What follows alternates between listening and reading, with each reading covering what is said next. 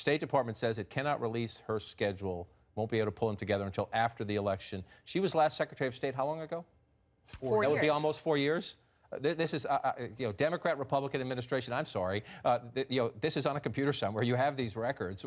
This is nuts. The problem here is, and it's not just obviously she's opening herself up to Republican criticism, but Democrats, I talked to this week, shaking their head that the Clintons have still not resolved this foundation issue. Yes, the foundation does good work, no doubt about it. But this, if she was running against someone other than Donald Trump, this would be a massive issue. And it's still a big issue here, and they still haven't dealt with it.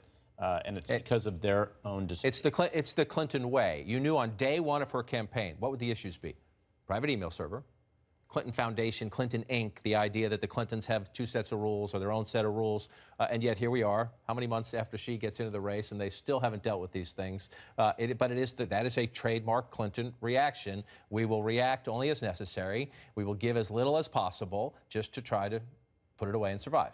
And to not provide the transparency, as Julie was saying, and then criticize the report for not having all of the information. I mean, but you know, this should have been a pretty bad week for Hillary Clinton with the news breaking on the Clinton Foundation, which, as you say, they should have anticipated would be this much of an issue, and the news about the emails. And she was able, I think, to somewhat turn the page with the speech in Reno, but that was a deliberate thing. There was a deliberate timing to that, and it was to chase some of these headlines off the front page and some of the debates that we're having about, well, was there a quid pro quo or was there only the appearance of impropriety? I mean, that's not something she wants to be explaining, I don't think. If you need to change the foundation rules if she's president, then why didn't you need to change the foundation rules when she was Secretary of State? I know it's a lesser job, but you're in public service. You're pretty sure you're going to run for president. Or why not when she started her campaign?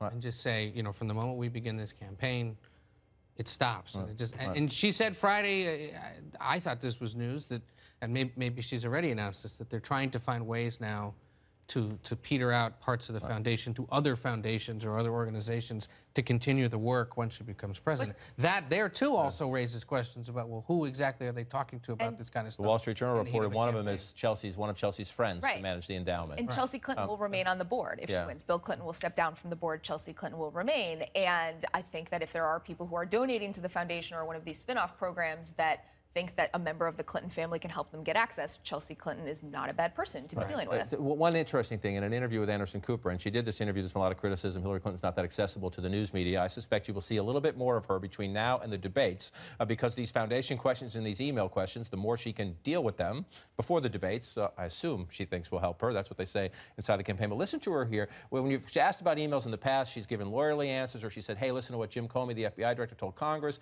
He said, I told the truth, which wasn't exactly what he said. She said, Colin Powell told me to set up this email server. But talking to Anderson Cooper, finally.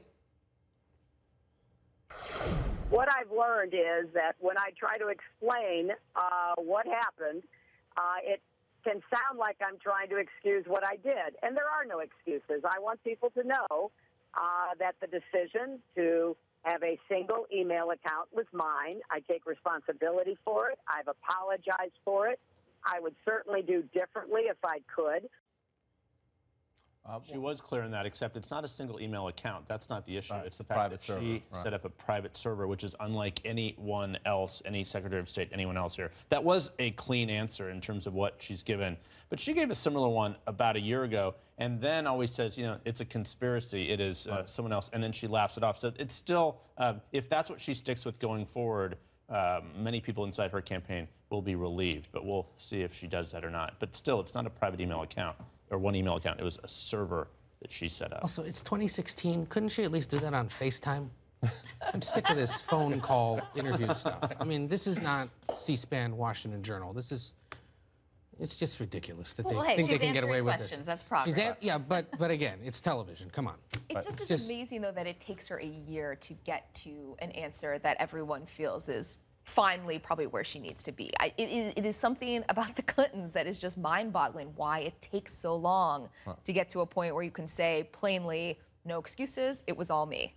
That's the answer you get, though, when you ask people, very smart people involved in her campaign who have known the Clintons for years, why? They just look at you like, why are you asking me this question? It's the Clintons. This is the way it's going to be, as frustrating as it is, that's the way it's going to be.